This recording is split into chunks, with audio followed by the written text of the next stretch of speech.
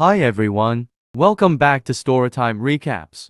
In this video, I'm going to recap one of the film from 2016, Cold Moon. Without any further, let's get started.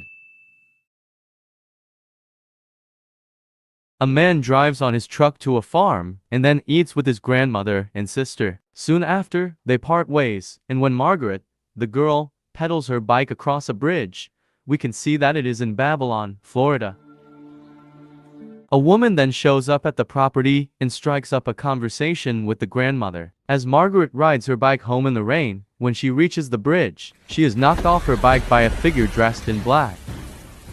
After that, he throws it over the bridge. Margaret fights with him, and when he notices a car coming, he tosses her into the water where the bike is. After that, follows her down and he ties her to her bike.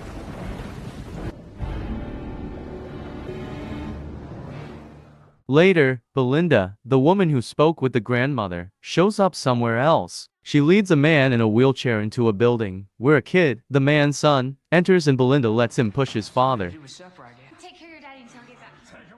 The grandma is shown sleeping, and when she wakes up, she notices a person wearing black strolling close to her house. The old woman, Evelyn, becomes alarmed as the man approaches the house, but it turns out to be her grandson, Jerry. She inquires about Margaret and her plans to return home. In the meantime, we witness the girl drowned and the snake getting into her mouth. In the morning, the grandma wakes up and calls Margaret's name. When she doesn't get a response, she immediately begins calling. Jerry then approaches her and says he has already called the cops. While she is seated at the station, the grandma then informs the police officers about her missing granddaughter. After that, she and Jerry visit the bank, where a man informs her that they are 8 months overdue on their payments. In the following scene, Ted, the sheriff, approaches a man and inquires about Margaret. The man tells Ted that he offered her a ride. When the sheriff asks the man why she was with him, he responds that she enjoyed assisting him, and then he drives off.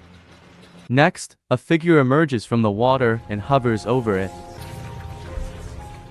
Later, while he fishes close to the bridge, a man begins removing Margaret's bike and shouts for Jerry. Jerry arrives, dives into the water, and begins assisting with removing the bike while Margaret is strapped to it. He sobs as he does it, and his grandma watches from the bridge. She yells in pain, and then the police remove Margaret's bodies. While sitting in a room, Ted tells a forensic specialist that he has never seen anything like this. The specialist informs him that she was 4 months pregnant. After that, everyone meets at Margaret's burial, where Jerry tells Ted in a private conversation that his grandmother wants him to arrest Nathan Redfield. After expressing surprise at this choice, Ted reveals that Margaret was also 4 months pregnant. Then we see Belinda having a passionate moment with someone. After they are done, after something drips on her, Belinda glances up and notices that someone is on the tree. She then shares it with her partner, Nathan. They then dash out to their cars. When Belinda tries to get into her car, she discovers it's wet. She asks Nathan what it is, and he replies that he has no idea. As Belinda drives off, Nathan sits and takes a sip of drink. In the distance, a figure of water crashes into the ground, and then a person appears at his passenger side just before he leaves. In the following scene, Ted speaks with Evelyn, who maintains that Nathan killed Margaret. In addition, she informs him that because he is his friend and wealthy relative, Ted won't harm Nathan. After Ted leaves, we watch Nathan enter the building where he works and he sees a female standing in blood, without realizing it. As a result, he touches her shoulder, and to his horror, a blackened woman emerges with a snake emerging from her mouth. However, after Nathan is touched by a man from behind, everything goes back to normal, including the blood puddle. The two men then speak in Nathan's office. Charles is the other man, and he says Evelyn wants him to bring charges against Nathan for Margaret's death. Careful here. Evelyn then places flowers on Margaret's grave and declares that Nathan will be buried there in her place. When he is driving his truck on the street at night, Nathan witnesses Margaret's ghost simulate riding a bike in the air. Not long after, she pauses to gaze at him, and as they ride toward one another, the ghost vanishes as soon as they make touch. After that, we find Jerry and Evelyn sitting in a restaurant with a man who offers to assist them. As soon as he gets home, Nathan begins drinking, clearly disturbed by what is happening to him. Evelyn and Jerry ride home. When they reach the bridge, a man in a mask begs for help, but Jerry exits the car, causing the man to hide.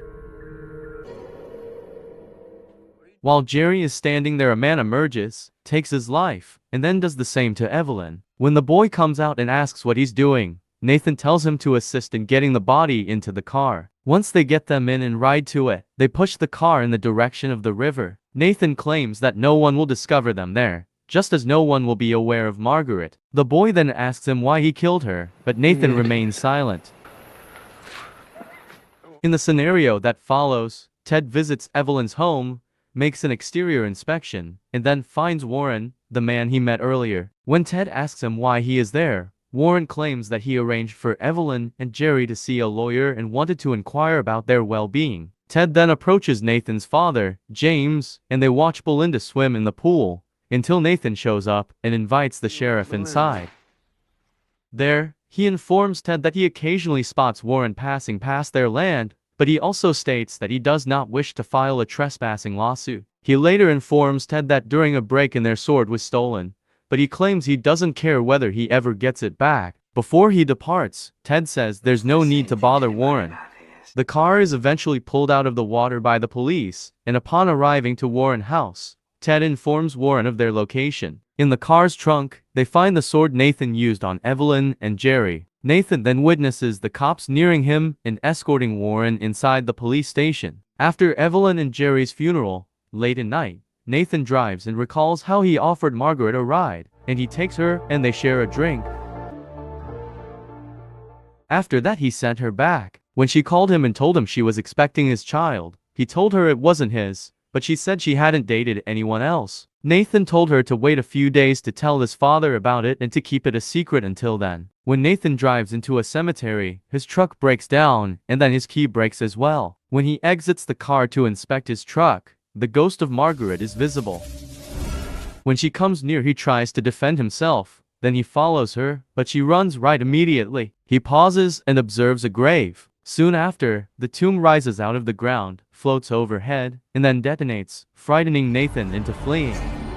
As he is running, an enormous snake with a human head almost strikes him, frightening him even more. He flees back to his truck, extracts another key, and leaves the cemetery.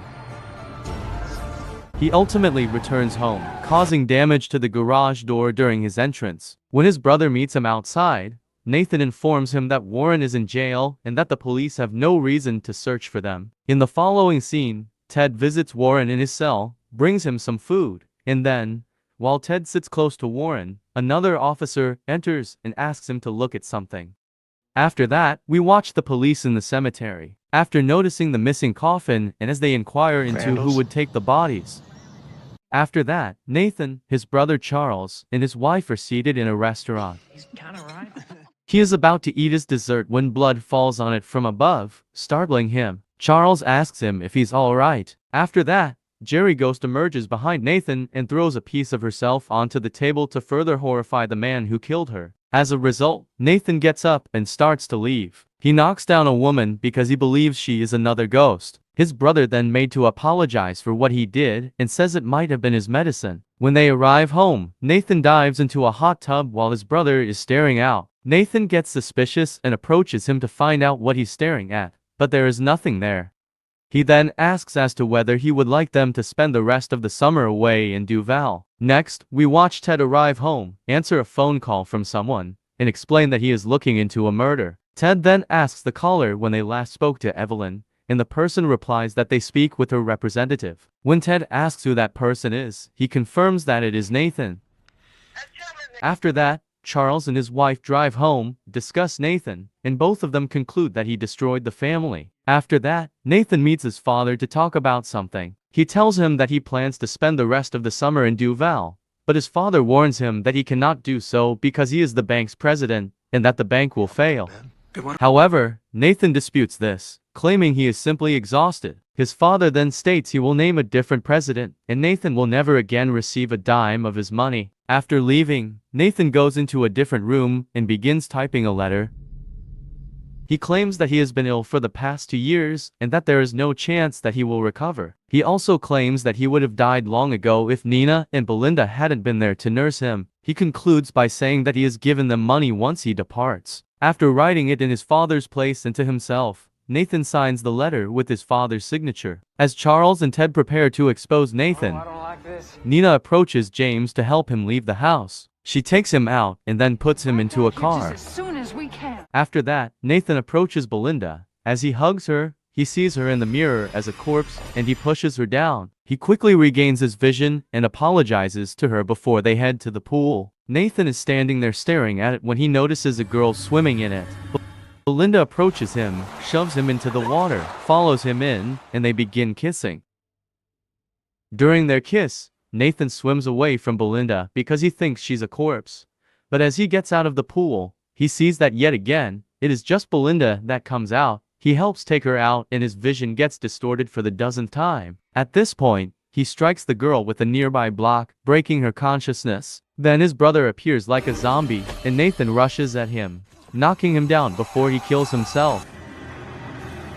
Following the massacre, he dashes to his pickup in the garage. Charles and Ted then reach his house, while Ted circles the back, and Charles prepares to head for the front door. But before he can reach it, a car crashes through the garage door and collides with Charles. Ted rushes to his spot and fires at Nathan's car. After missing the man, Ted visits the pool area and finds his daughter Belinda lying there. He gives her the best care he can. As Nathan gets there, more ghosts show up at the bridge, so he backs up and drives in a different direction. However, he then drives back to the bridge, where his car stops. A female corpse sits in the passenger seat, grabs his arm, and he drives his car over the bridge, falling into the river with it. While he is inside, the car continues to fall lower and lower and the ghosts attack him. As it fully lowers, Nathan breaking free and swimming for the surface. In the morning when the police remove the car, Ted asks the other officer if he released Warren, and the officer responds that he did. When they peek inside the car, Nathan is lying there dead and without an ear, and then the bodies of all 3 family members were in the trunk of the same car. Thanks for watching, and remember to turn on your notifications to watch more movie recaps like this one.